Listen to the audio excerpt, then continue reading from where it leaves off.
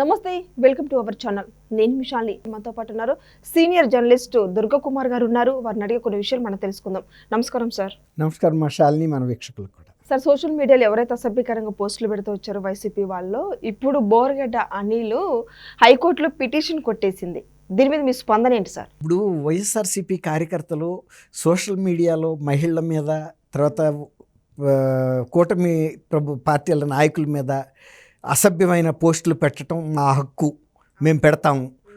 అది ముఖ్యమంత్రిగా పనిచేసినటువంటి జగన్మోహన్ రెడ్డి గారు కూడా ఇప్పటికీ చెబుతున్నాడు, మీరు తెలుగుదేశం నాయకుల మీద, జనసేన నాయకుల మీద, లేకపోతే ఎవరి మీద అయినా సరే మీరు సోషల్ మీడియాలో మీ ఇష్టం వచ్చిన పోస్టింగ్లు పెట్టండి, మీరు భయపడొద్దు. ఒకవేళ కనుక మీ పేరు మీద మీరు పెట్టడానికి భయపడితే నా పేరు ఉపయోగించుకోండి, లేకపోతే పార్టీ పేరు ఉపయోగించుకోండి. మనం ఎటువంటి కేసు వచ్చినా మేము ఎదుర్కొంటాము. ఇది జగన్మోహన్ రెడ్డి గారు చెప్పటం కాదు. మొట్టమొదటిగా సోషల్ మీడియా ఇన్ఛార్జిగా ఉన్న విజయసాయి రెడ్డి గారు చెప్పాడు, ఆ తర్వాత వచ్చిన సజ్జల భార్గవ రెడ్డి చెప్పాడు. ఇప్పుడు వీళ్ళందరూ భయపడుతున్నారని పక్కకు తప్పుకుని సజ్జల భార్గవ రెడ్డి ఓటమి తర్వాత అసలు ఆయన అజ్ఞాతంలోకి వెళ్ళిపోయాడు. ఇప్పుడు ఎవరూ లేని పరిస్థితుల్లో ఆయనే సోషల్ మీడియా ఇన్ఛార్జిగా వ్యవహరిస్తూ జగన్మోహన్ రెడ్డి కూడా ప్రోత్సహిస్తున్నాడు ఇవాళకి కూడా. కాబట్టి అది మా హక్కు అన్నట్టుగా ఉంది. వాళ్ళు అదే విధంగా పెట్టారు కూడా. పెట్టిన తర్వాత ఇప్పుడు అరెస్ట్ చేయడానికి వచ్చేటప్పటికి ఈ ప్రభుత్వం వచ్చిన తర్వాత అన్నీ సర్దుకుని అసలు మొట్టమొదటి రాగానే కూడా వీళ్ళ మీద దృష్టి పెట్టలేదు. దృష్టి పెట్టకపోతే పవన్ కళ్యాణ్ గారు ఈ అంశం మీద క్యాబినెట్ దృష్టికి తీసుకొచ్చాడు. ఇదేమి చిన్న అంశం కాదు కదా, మన అందరి మీద, మన కుటుంబ సభ్యుల మీద అసభ్యమైనటువంటి వ్యాఖ్యలు చేశారు. అటువంటి కిరాతకమైనటువంటి వ్యాఖ్యలు చేసిన వ్యక్తుల మీద చర్య తీసుకోకపోతే ప్రజల నుంచి ఫిర్యాదులు వస్తున్నాయి అని. అది అప్పుడు క్యాబినెట్లో కూడా వాళ్ళు చాలా సీరియస్గా తీసుకున్న తర్వాత పోలీసులకి సోషల్ మీడియాలో గతంలో అతిక్రమించిన వ్యక్తుల్ని, అసభ్యంగా వ్యవహరించిన వ్యక్తుల మీద చర్య తీసుకోమన్నప్పుడు కొంతమందిని అరెస్ట్ చేసిన వాళ్ళలో బోరగడ్డ అనిల్ కూడా ఒకడు ప్రధానం కూడా. అయితే ఏమైందంటే ఈ అరెస్ట్ తర్వాత ఒక జర్నలిస్ట్ని విజయబాబు గారు అనే వ్యక్తిని వైఎస్ఆర్సీపీ వాళ్ళు కనుక వెళ్తే గౌరవ న్యాయస్థానాలు పెద్దగా వాటిని పట్టించుకోవని, వాటికి తగిన న్యాయం చేయదని, ఒక జర్నలిస్ట్ని పెడితే కనుక ఉదాసీనంగా వ్యవహరిస్తుందని, సామూహికంగా అరెస్టులు చేస్తున్నారు అని ఒక మీడియా యాక్టివిస్టులని ఈయన పబ్లిక్ ఇంట్రెస్ట్ లిటిగేషన్ వేశాడు. అప్పుడు గౌరవ న్యాయమూర్తి గారు అడిగింది ఏంటంటే, అవును, ఎవరైతే అరెస్ట్ అయ్యారో వారెందుకు రాలేదు, మీరెందుకు వచ్చారు, మీకు ఇందులో పాత్ర ఏముంది, మరి సామూహికంగా సోషల్ మీడియాలో అసభ్యమైన పోస్టులు పెట్టినప్పుడు అరెస్టులు కూడా సామూహికంగా చేయాల్సి ఉంటుంది కదా, వాళ్ళు పోస్టులు పెట్టిన వాళ్ళల్లో మేము కూడా బాధితులమే కదా, మా కుటుంబ సభ్యులు కూడా బాధితులమే కదా, అలాంటప్పుడు ఇట్లాంటి అసభ్యమైనటువంటి ఆ చట్ట వ్యతిరేకమైనటువంటి పనులు చేసిన వ్యక్తుల్ని అరెస్టు చేయకూడదు అని మేము పోలీసులకి ఎలా ఆదేశాలు ఇవ్వగలము? పోలీసుల విధి నిర్వహణది, ఇట్లాంటి అక్రమార్కుల్ని అరెస్టు చేయాలి, చట్టాన్ని వ్యతిరేకించిన వ్యక్తుల్ని. అందుకు విరుద్ధంగా ఆదేశాలు ఇవ్వమని మీరు మా దగ్గరికి ఎలా వచ్చారు? కాబట్టి ఇది జరగదు అనేసి పిటిషన్ కొట్టేశారు. పిటిషన్ కొట్టేయటమే కాకుండా ఒక 50,000 రూపాయల జరిమానా కూడా వేశారు. ఇలాంటి ఒక అన్యాయమైనటువంటి అంశాన్ని హైకోర్టు దృష్టికి తీసుకొచ్చి కోర్టు సమయాన్ని వృధా చేయటమే కాకుండా చట్ట వ్యతిరేకుల్ని, లేకపోతే చట్టాన్ని అతిక్రమించిన వాళ్ళని సపోర్ట్ చేస్తూ రావటం అనేది తప్పు పని అనేది కోర్టు ఒక జరిమానా రూపంలో ఆయనకు ఒక గుణపాఠం చెప్పింది.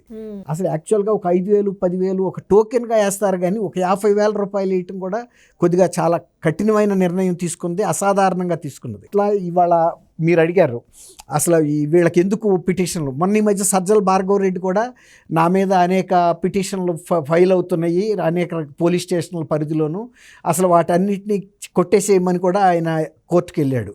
కోర్టుకు వెళ్తే కూడా కోర్టు వారు ఏం చెప్పారు, అది అట్లా జరగదు, ఎక్కడైనా సరే ఏ పోలీస్ స్టేషన్లో ఏదైనా ఫిర్యాదు వచ్చినప్పుడు వాళ్ళు ఆ ఫిర్యాదు స్వీకరిస్తారు, కేసు కడతారు, కాబట్టి మేము అటువంటి ఆదేశాలు అప్పుడే ఇవ్వలేము, దీని మీద ఇంకా సమగ్రంగా విచారణ కోసం వాయిదా వేశారు. అట్లాగే సినిమా డైరెక్టరు ఆర్జీవి ఆయన కూడా తను చాలా అసభ్యమైన పోస్టులు పెట్టినప్పుడు తెలుగుదేశం అభిమానులు, ఆయా నాయకుల అభిమానులు కూడా ఆయన మీద ఫిర్యాదులు చేశారు రకరకాల జిల్లాల్లో. చేస్తే ఆయన కూడా ఫస్ట్ పోలీసులు నోటీస్ ఇచ్చారు. ఆ నోటీస్ ఇచ్చి రమ్మన్నారు, వచ్చి మీరు మీద వచ్చిన ఫిర్యాదుకి మీరు సమాధానం చెప్పండి అని. ఒకవేళ సమాధానం కనుక సంతృప్తికరంగా ఉంటే దాన్ని డ్రాప్ చేస్తారు, లేదు ఆయన చెప్పిన సమాధానానికి వచ్చిన ఫిర్యాదుకి కనుక పొంతన లేకపోతే కేసు కడతారు. అట్లా ఆయన కూడా క్వాష్ చేయమని ఆంధ్రప్రదేశ్ హైకోర్టుకి వెళ్ళాడు. హైకోర్టుకి వెళ్తే వాళ్ళు కూడా మీరు ఫస్ట్ అక్కడ పోలీస్ స్టేషన్కి వెళ్ళి మీ వివరణ ఇవ్వండి, ఆ వివరణ ఇచ్చిన తర్వాత పోలీసులు ఏ నిర్ణయం తీసుకోవాలనేది వారు నిర్ణయిస్తారు, అంతే తప్ప పోలీసుల్ని మేము ఒక బ్లాంకెట్ ఆర్డర్ అంటే ఒక నిర్ద్వందంగా అరెస్టు చేయొద్దు అని మేమేమి చెప్పలేము, నిర్ద్వందంగా అనేసి వాళ్ళు కూడా తోసిపుచ్చారు. అంటే సోషల్ మీడియాని దుర్వినియోగం చేయటం అనేది మా హక్కు, అదొక జాడ్యం కింద తయారైంది. అయితే ఇది రాజకీయంలో ఉన్న, ప్రజా జీవితంలో ఉన్న, లేకపోతే ఎవరైనా కనుక ప్రభుత్వానికి వ్యతిరేకంగా మాట్లాడినా వాళ్ళందరి మీద పెట్టారు. అదే సందర్భంలో న్యాయ వ్యవస్థలో ఉన్న న్యాయమూర్తులకు సంబంధించిన కుటుంబ సభ్యులు అసలు వాళ్ళ మీద పెట్టాల్సిన అవసరం లేదు. అలాగే ప్రతిపక్ష నాయకులుగా ఉన్న ఆ రోజు తెలుగుదేశం నాయకులు, ముఖ్య నాయకుల యొక్క కుటుంబ సభ్యులు, వాళ్ళ గృహిణుల మీద కూడా చాలా సభ్యులు పెట్టారు. ఈవెన్ జగన్మోహన్ రెడ్డి గారి సొంత చెల్లెలు షర్మిల గారి మీద కూడా పెట్టారు, తర్వాత విజయం గారి మీద కూడా పెట్టారు. ఆ పెట్టింది కూడా ఎవరో కాదు, అవినాష్ రెడ్డి పిఏ రాఘవరెడ్డి ప్రోద్బలంతో ఒకతను ఉన్నాడు, అతను పెట్టాడు. వాళ్ళని కూడా అరెస్ట్ చేశారు. అప్పుడు కూడా వాళ్ళు కోర్టుకు వెళ్ళినప్పుడు ఇదే చెప్పారు, ఇవన్నీ జరగదని. తర్వాత ఇంకోటి ఏంటంటే, మళ్ళీ ఇవన్నీ జరుగుతున్న సందర్భంలో చంద్రబాబు నాయుడు గారు మళ్ళీ ఇంకొక వార్నింగ్ కూడా ఇచ్చారు షర్మిల గారి మీద. ఆ తర్వాత కూడా పోస్టింగ్లు వైఎస్ఆర్సీపీ కార్యకర్తలు పెడుతుంటే ఏ పార్టీ కార్యకర్తలు పెట్టినా కూడా మేము సహించేది లేదు. అది మా పార్టీ నాయకులు, కుటుంబ సభ్యులే కాదు, ప్రతిపక్షాలకు చెందినటువంటి షర్మిల గారి మీద కానీ, విజయమ్మ గారి మీద కానీ, రాజశేఖర రెడ్డి గారి కుటుంబాల మీద, ఏ రాజకీయ నాయకుడికి చెందిన కుటుంబ సభ్యుల మీద పెట్టినా కూడా తాట తీస్తామని చెప్పాడు. అది ఏ పార్టీ వాళ్ళైనా సరే, తెలుగుదేశం వాళ్ళైనా సరే. ఎందుకంటే మనం ఒక న్యాయం అనేది అమలు చేసేటప్పుడు అందరికీ సమన్యాయం అమలు చేయాలి, అంతేగాని ఒక పార్టీ నాయకులకు ఒక రకంగా, ఇంకో పార్టీ నాయకులకు ఒక రకంగా ఉండొద్దు. పవన్ కళ్యాణ్ గారు కూడా చెప్పాడు, మీరు తొందరపడి ఇతరుల మీద మనం పెట్టొద్దు, వాళ్ళలాగా అనాగరికమైన చర్యలకి పాల్పడొద్దు. ప్రజలు మనల్ని నమ్మి 164 స్థానాలు గౌరవంతో ఇచ్చారు, వాళ్ళ అంచనాలకు తగ్గట్టుగా మనం ఉందాగా వ్యవహరించాలి. అందువల్ల ఆయన కూడా ఏం చెప్పాడు, ఈ బోరుగడ్డ అనిల్ వీళ్ళందరినీ కూడా చట్టపరమైన చర్య తీసుకోమన్నాడే తప్ప రఘురామరాజు గారిని కనుక 3rd డిగ్రీ పెట్టినట్టు పెట్టమని కూడా కోరలా. చట్టపరంగానే తీసుకోబట్టే ఆయనకి ఆ రోజున పోలీస్ స్టేషన్లో కూడా పడుకోవటానికి టేబుల్స్, మంచి దుప్పట్లు, దిళ్ళు అన్నీ ఇచ్చారు. ఇంకా ఆయన ఎంతరాగా వెళ్ళాడంటే, బోరుగడ్డ అనిల్ జడ్జి గారి ముందు నాకు బిర్యానీ పెట్టలేదని కూడా వెళ్ళాడు. మామూలుగా లాకప్ రూమ్లో, పోలీసు లాకప్ రూమ్లో ఉన్నప్పుడు బిర్యానీలు పెట్టరు.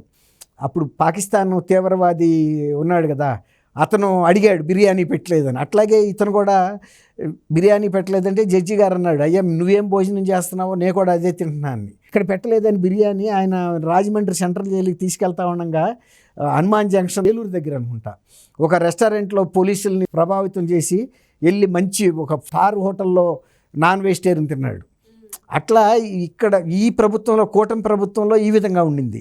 అదే కనుక గతంలో ప్రభుత్వంలో కనుక తెలుగుదేశం వాళ్ళ సోషల్ యాక్టివిస్టులను అరెస్ట్ చేసినప్పుడు చాలా దారుణంగా వైజాగ్లో అరెస్ట్ చేసిన వ్యక్తిని కర్నూలు రాక తీసుకెళ్ళి అక్కడ కోర్టులో ప్రొడ్యూస్ చేశారు. అట్లా రంగనాయకం అనే ఒక ఆమె షేర్ చేస్తే దాదాపు ఆమె 70 సంవత్సరాల వయసు ఉన్న గృహిణి, ఆమె ఏమి క్రియేట్ చేయలేదు మ్యాటరు, షేర్ చేసింది. దానికి కూడా వాళ్ళు సిఐడి కార్యాలయానికి రాత్రిపూట తీసుకెళ్ళిపోయారు, ఒక ఒంటరి మహిళని కూడా చూడకుండా. అట్లా కఠినంగా వ్యవహరించలేదు, తర్వాత దౌర్జన్యాలు చేయలేదు, తర్వాత 3rd డిగ్రీలు ప్రయోగించలేదు. ఇప్పుడు మీరు అడిగారు ఎందుకు ఈ విధంగా న్యాయస్థానాల్లో వీళ్ళ పిటిషన్లు అంటే, చేసిన తప్పు కూడా తీవ్రమైన అంశాలు కాబట్టి ఇవాళ హైకోర్టు కూడా దీని పట్ల మనం కఠినంగా వ్యవహరించకపోతే భవిష్యత్తులో కూడా దీన్ని అలుసుగా తీసుకుని ఎవరైనా కూడా ఎవరి మీదైనా ఇలాంటి అసభ్యమైన పోస్టింగులు పెడితే మనోవ్యధకు గురై వాళ్ళు కొన్ని అఘాయిత్యాలు కూడా చేసుకునే ప్రమాదం ఉంటుంది. మహిళల్ని చాలా ఒక అసభ్యమైనటువంటి పోస్టింగులు అంటే మనం చెప్పకూడదు, వాటిని ఫోటోలు కూడా మార్ఫింగ్ చేసి మహిళలకు సంబంధించిన ఫోటోల్ని వైరల్ చేశారు. అలా చేసిన సందర్భాల్లో ఏదన్నా అఘాయిత్యాలు చేసుకోగలుగుతారు అన్న ఉద్దేశం మీద వీటి పట్ల కఠినంగానే వ్యవహరిస్తున్నాయి కోర్టులు. అలాగే పోలీసు వ్యవస్థ కూడా కఠినంగానే మంచి సెక్షన్లు పెడుతుంది. ప్రభుత్వం కూడా అన్ని వర్గాల వాళ్ళకి కూడా ఇటువంటి మాత్రం ఏ ప్రభుత్వం సహించదు, ఈ ప్రభుత్వం అసలు సహించదు, ఎవరికాళ్ళు జాగ్రత్తగా ఉండమని ఒక కఠినమైనటువంటి ఆదేశాలు అయితే ఇచ్చారు. దాంతో కొంతవరకు ఆగుతే అని మనం అనుకోవాలి. ఎందుకంటే ఈ గతంలో షర్మిల గారు కానీ, డాక్టర్ సునీత కానీ ఇక్కడ ఫిర్యాదు చేయడానికి వెళ్ళినప్పుడు కూడా ఫిర్యాదులు కూడా తీసుకోలేదు కడప జిల్లాలో. అందువల్ల హైదరాబాద్లో వచ్చి వాళ్ళు ఫిర్యాదు చేయాల్సి వచ్చింది. అంటే పోలీసులు కూడా భయపడ్డారు. వైఎస్ఆర్సీపీ కార్యకర్తలు పెట్టే సోషల్ పోస్టింగ్లు అసభ్యంగా ఉన్నా సరే మనం కేసులు పెడితే మన మీద చర్య తీసుకుంటుంది ఆ ప్రభుత్వాన్ని. ఇప్పుడు అటువంటి వాటి పట్ల ఉదాసీనంగా ఉంటే చర్యలు తీసుకుంటామని పోలీసులు వాళ్ళు హెచ్చరించబట్టి అంత మాత్రం ధైర్యం చేసి బోరుగడ్డ అనిల్ లాంటి వ్యక్తిని అరెస్ట్ చేశారు. లేకపోతే అసలు బోరుగడ్డ అనిల్ని అరెస్టే చేయలేదు. అసలు 47(1) నోటీస్ ఇచ్చి కూడా పిలవలేదు కూడా పోలీస్ స్టేషన్లకు కూడా. ఆయన చక్కగా తిరుగుతున్నాడు, అసలు ఏమీ ఒక నిర్దోషిలాగా నిర్భయంగా తిరిగాడు. ఇప్పుడు మరి హైకోర్టు రెండోసారి కూడా బెయిల్ని తిరస్కరించింది. కాబట్టి పోలీసులకు కూడా ఆదేశాలు ఇచ్చింది వీటి మీద. అందులో పోలీసులు కూడా చెప్పారు ఈయన మీద ఇలాంటి కేసులు అనేకం ఉన్నాయంటే ఇది ఏమన్నా ఆయనకి ఏమన్నా వృత్తి అని అడిగింది, ఇలాంటి పోస్టులు పెట్టడం అనేది ఏమన్నా వృత్తిగా ఎంచుకున్నాడా అని హైకోర్టు. అంటే అతను పదే పదే పెడుతున్నాడంటే ఒక రకంగా ఇది వెనకాల ఎవరో ఉండి ప్రోత్సహిస్తున్నారు అనేది ఎవరికైనా అర్థమవుతుంది కదా. అట్లా అమ్మ. కాబట్టి సోషల్ మీడియాలో అసభ్యంగా పెట్టిన పోస్టింగ్లు పెట్టించిన వాళ్ళ మీద కానీ భార్గవరెడ్డి మీద కూడా ఇవాళ కాకపోతే రేపైనా కూడా చర్య తీసుకుంటారు. అట్లాగే విజయసాయిరెడ్డి టైంలో కూడా గతంలో పెట్టిన పోస్టింగ్ల మీద ఇవాళ ఏమన్నా ఫిర్యాదులు చేస్తే ఈవెన్ విజయసాయిరెడ్డి మీద కూడా చర్య తీసుకుంటారు. సోషల్ మీడియా ఇన్ఛార్జిగా ఉన్నాన్ని స్వయంగా మీటింగ్లో బహిరంగ మీటింగ్లో కూడా చెప్పుకున్నాడు. న్యాయమూర్తుల మీద కూడా పెట్టమని కూడా చెప్పాడు. కాబట్టి అవన్నీ కూడా కంటెంప్ట్ ఆఫ్ కోర్టు కింద తీసుకోవచ్చు. Thank you sir. Thank you అమ్మా.